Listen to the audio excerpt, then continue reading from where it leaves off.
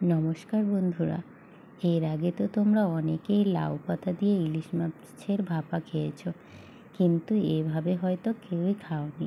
এইভাবে একবার বাড়িতে বানিয়ে দেখো। আমি এদিকে লাউ শাক নিয়েছি, ইলিশ মাছ সবটা নিইনি, 4 পিস ইলিশই নিয়েছি। দেখো, এর মধ্যে আমি সর্ষে বাটা আর কাঁচা লঙ্কা বাটা অ্যাড করছি। এইগুলো আমি আগেই বাটা করে রেখেছি।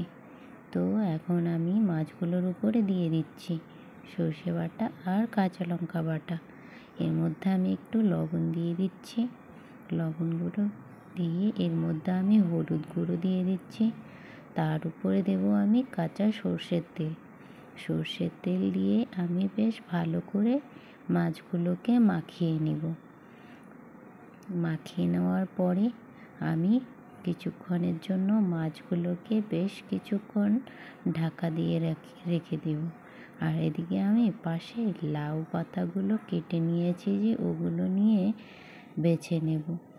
দেখে নেব পাতার ভেতরে কোনো পোকা আছে কি না, আর উপরের শিরগুলো এভাবে টেনে টেনে তুলে নেব।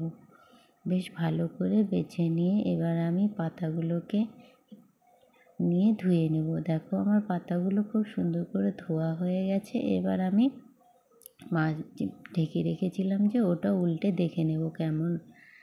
দেখেছো কত সুন্দর লাগছে। এবার আমি লাউ পাতাটা প্লেটের উপরে বিছিয়ে নিয়ে তার মধ্যে সর্ষের তেল দিয়ে দিব। সর্ষের তেলটা একটু হাত দিয়ে ভালো করে পাতার সঙ্গে লাগিয়ে দেব। এবার আমি মাছ নিয়ে নেব। মাছটা আমি ভাবছি যে কী করে দিব, তখন ভাবছি যে এভাবে দিলে ভালো হয়। তো লাউ পাতার উপরে মাছটা রেখে তার উপর দিয়ে একটু মশলাটা দিয়ে দিব। মশলা দেওয়ার পরে আমি দেব একটা কাঁচা লঙ্কা দিয়ে বেশ ভালো করে আমি পাতাটাকে মুড়িয়ে দিতে লাগবে, যেন মাছটা বেরিয়ে না যায়। ভালো করে পাতাটা এবার আমি বন্ধ করে নিচ্ছি। দেখো বন্ধুরা, ইলিশ মাছের লাউ পাতার উপরে ভাপা তো তোমরা সকলেই খেয়েছো কোনো না কোনো রকমই, কিন্তু এভাবে একবার বাড়িতে বানিয়ে দেখো যে কেমন লাগে। আর অবশ্যই কমেন্টে জানাবে যে কেমন লাগছে।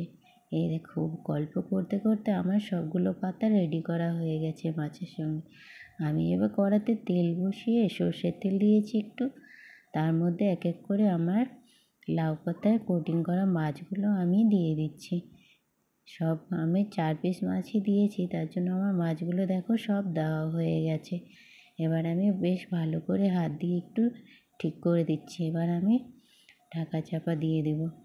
এর মধ্যে আঁচটা একটু কম করে রাখতে হবে। ব্যাস, দেখো আমি এবার উল্টে দেখে নিচ্ছি। দেখো কত সুন্দর দেখাচ্ছে। আমি এবার খুন্তির সাহায্যে মাছগুলোকে উল্টে নেব। এই দেখো কতটা ভালো লাগছে। এই পাশটা প্রায় হয়েই এসেছে। এক এক করে আমি সবগুলো মাছ উল্টে দিব। উল্টে নেওয়ার পরে আবার কিছুক্ষণের জন্য ঢাকা দিয়ে রাখবো। এই পাশটাও যেন খুব ভালো করে হয়ে যায়। আমি না এই মাছটা দেখো তুলতেই পারছিলাম না, আমার খুব অসুবিধা হচ্ছিল। কিন্তু তারপরে আমি তো ভাবছিলাম পারবো না, কিন্তু দেখো কত সহজভাবেই হয়ে গেল। দেখো এদিকে আমার রেডি। আমি এখন কড়া থেকে নামিয়ে নিচ্ছি। এবার আমি একটা বাটিতে তুলে নিচ্ছি। দেখো আমার সবগুলো মাছ প্রায় কমপ্লিট হয়ে গেছে। এখন আমি গরম ভাতের সঙ্গে আমার বোনকে পরিবেশন করেছি, যে খেয়ে বল কেমন হয়েছে। বোন আমার পাতাটা খুলে গরম ভাতের সঙ্গে মাছটা খেয়ে বলছে খুব দুর্দান্ত টেস্টি। তো আমাকে একটা লাইক দিয়েছে, তোমরাও দিবে বন্ধুরা।